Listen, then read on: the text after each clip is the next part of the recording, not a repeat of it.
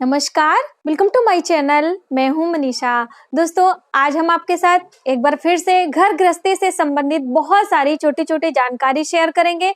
जैसे कि आप सभी को इस तरह की वीडियो बहुत पसंद आ रही हैं, तो आप सभी के रिक्वेस्ट पे ही ये वीडियो हम आपके लिए लेकर आए हैं। तो चलिए वीडियो की शुरुआत करते हैं। दोस्तों, यदि आप हमारे चैनल पर पहली बार आए हैं तो चैनल को सब्सक्राइब जरूर करें और सब्सक्राइब करने के लिए बेल आइकन को प्रेस करें, जिससे हमारी वीडियो की नोटिफिकेशन आपको सबसे पहले प्राप्त हो। जानकारी के लिए बता दूं कि हमारे चैनल पे आपको पूजा पाठ से संबंधित जानकारी मिलेगी। साथ में आपको रसोई घर में काम करते समय बहुत सारे टिप्स की जरूरत होती है, तो वो भी वीडियो मैंने आपको बहुत सारी दी है, तो आप उसे भी चेकआउट करें।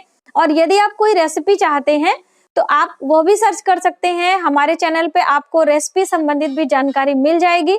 तो इस तरह की वीडियो देखने के लिए आप हमारे चैनल को सब्सक्राइब जरूर करें।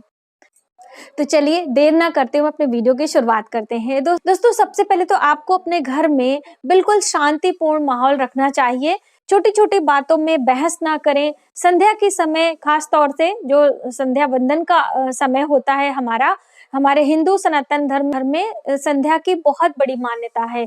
जैसे कि संध्या बेला को गोधूली बेला कहा जाता है। कई को लोग, जैसे हम कभी वीडियो में बोल देते हैं तो लोग समझ नहीं पाते हैं।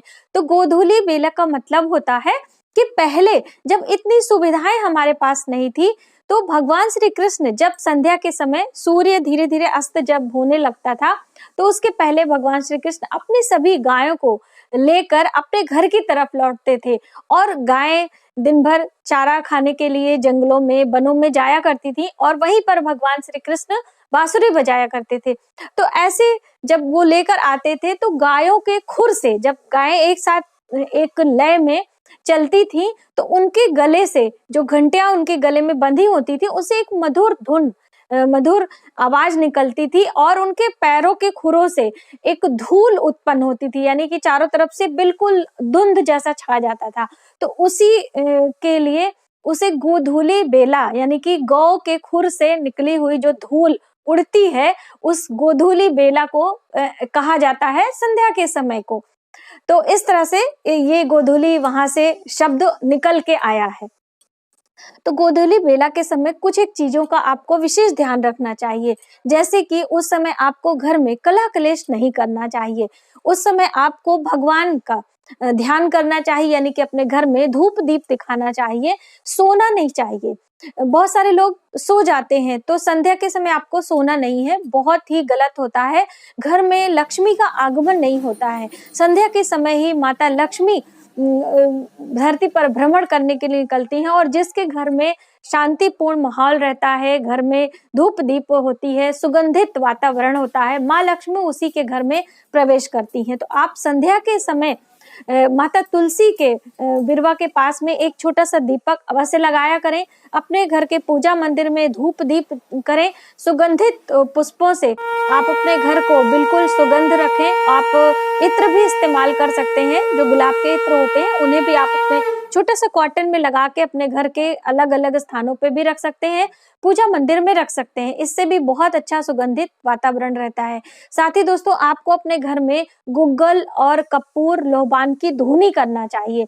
और जिनके घर में छोटे बच्चे हैं, खास तौर से उन लोगों को तो जरूर अपने घर में धुनी करनी चाहिए। धुनी करने से हमारे जो वातावरण में बहुत सारे कीटाणु विषाणु घूमते रहते हैं, जो हमारी आंखों से दिखाई नहीं देते हैं, उनका भी विनाश होता है, और घर में सकारात्मक ऊर्जा का वास होता है। घर का माहौल शुद्ध रहता है। तो इसलिए आप अपने घर में धूप और इसका धुनी जरूर किया करें।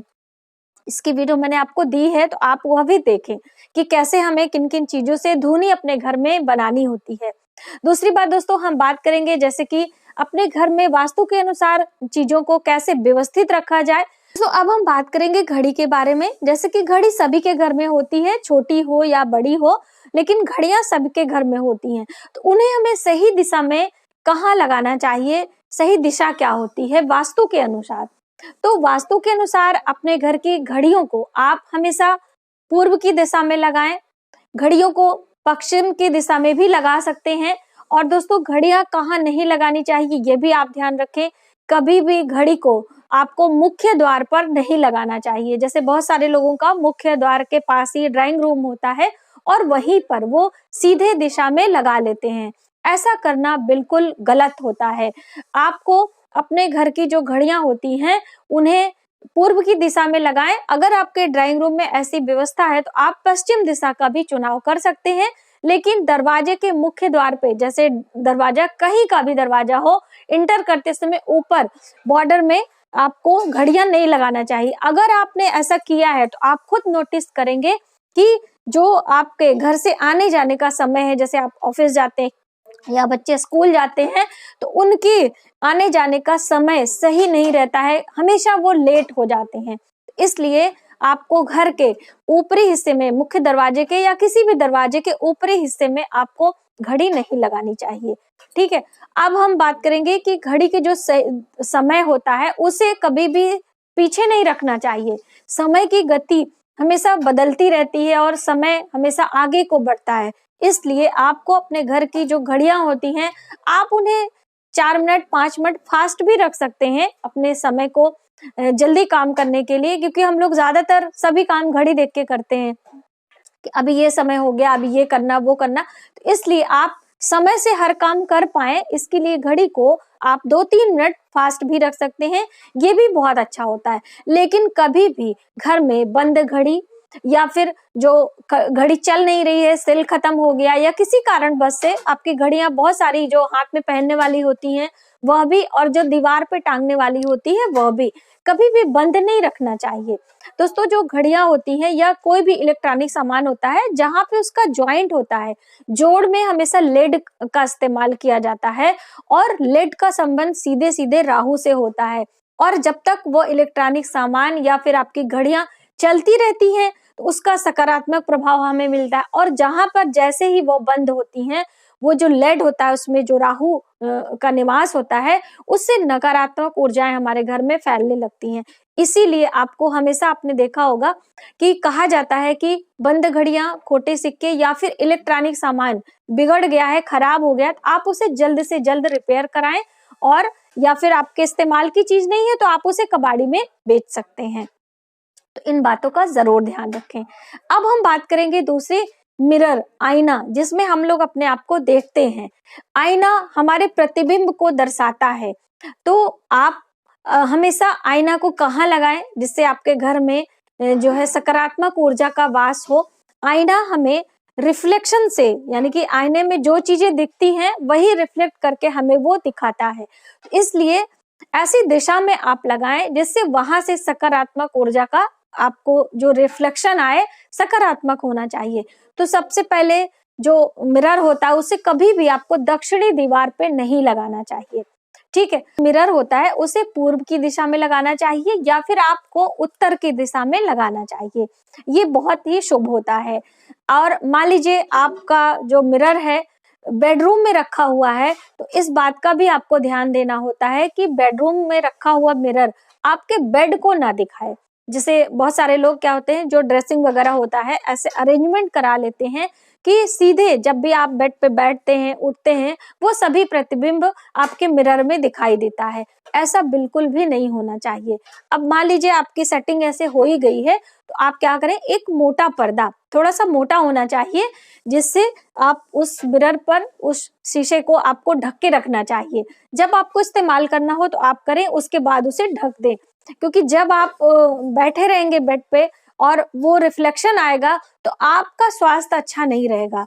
इसलिए आपको अपने बेडरूम में जब भी मिरर लगाएं तो ये ध्यान रखें कि आपका जो बेड है उस शीशे में नहीं दिखाई देना चाहिए।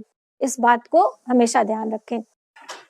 अब हम बात करते हैं दोस्तों कि आपको अपने घर की जो फ्रिज होती है उसे कहाँ पे रखना चाहिए। जैसे बहुत सारे लोग अपने रसोई घर में ही फ्रिज रखते हैं, तो यदि आप रसोई घर में रख रहे हैं तो अपने फ्रिज को पश्चिमी दीवार से टिका के रखें। जैसे बहुत सारे लोग वास्तु के अनुसार आग्नेय कोण, नैऋत्य कोण, वायव्य कोण, ईशान कोण नहीं समझ पाते हैं। इसके लिए हम आपके लिए एक वीडियो लाने वाले हैं जिसमें हम अलग अलग दिशाओं के बारे में आपको बता सकें, जो हमारी 10 दिशाएं होती हैं उसके बारे में आपको ज्ञात करा सके। अब एक वीडियो में हम नहीं ला पाएंगे, आगे आने वाली वीडियो में हम आपके लिए जरूर लाएंगे कि वास्तु को हम कैसे समझें, कैसे जाने। तो इन दिशाओं को समझने में आपको काफी हेल्प होगी। आपको अपनी फ्रिज यदि आप रसोई में रख रहे हैं तो उसे पश्चिमी दीवार से टिका के रखें। पश्चिमी दीवार कहने का अर्थ है कि आपको वेस्ट साइड में रखना चाहिए। तो ये आप जरूर आपको ध्यान में रखना है। दोस्तों कभी भी आपको अपने बेड के ऊपर बैठ के, जो आपके बेडरूम में बेड लगा होता है या फिर कहीं भी किसी भी बेड पे बैठ के आपको अपने नेल कट नहीं करने होते हैं। बहुत सारे लोग क्या करते हैं कि बेड पे ही बैठ के अपने शेविंग करने लगते हैं या फिर नेल कट करते हैं। यदि आप लगातार इस तरह करते हैं तो आपके पति पत्नी के बीच में मिठास कम होती है, बात बात पे नोक-झोंक होने लगती है और बहस का एक बड़ा मुद्दा क्रिएट हो जाता है। तो आप यह कार्य बेड पे बैठ के ना करें। आप अन्य स्थान चुनें, आप कहीं भी टेबल चेयर पे बैठ के आप ये सभी कार्य करें। और जो नाखून होते हैं उन्हें भी आपको ऐसे बिखेरना नहीं चाहिए, उन्हें कट करके आपको डस्टबिन में सीधे डाल देना चाहिए। तो इन छोटी-छोटी बातों का हमें जरूर ध्यान रखना चाहिए। यदि हम अपने घर में शुभता चाहते हैं, अपने घर में आपसी प्रेम चाहते हैं, तो इन छोटी-छोटी बातों का हमें स्वयं ध्यान रखना होता है और जो हमारी आने वाली जनरेशन होती है, उन्हें भी इन सभी बातों को अवगत कराना होता है। क्योंकि ज़्यादातर बच्चे इन सभी चीज़ों में विश्वास नहीं करते हैं और इसे दकियानूसी या फिर इस तरह की फालतू बातें बता के उसे इग्नोर करते हैं। लेकिन ये जितनी भी चीज़ें होती हैं दोस्तों, हमारे हिंदू सनातन धर्म में हमारे उज्जवल भविष्य को, हमारे सुख समृद्धि को ध्यान में रखते हुए ये सभी नियम बनाए गए हैं और इनका बहुत प्रभाव भी पड़ता है। तो ये आप जरूर ध्यान रखें। तो आज के वीडियो में बस इतना ही। यदि हमारी जानकारी आपको थोड़ी सी भी हेल्पफुल लगे तो प्लीज हमारे वीडियो को लाइक करें, शेयर करें, सब्सक्राइब जरूर करें न्यू वीडियोस के लिए। Thank you.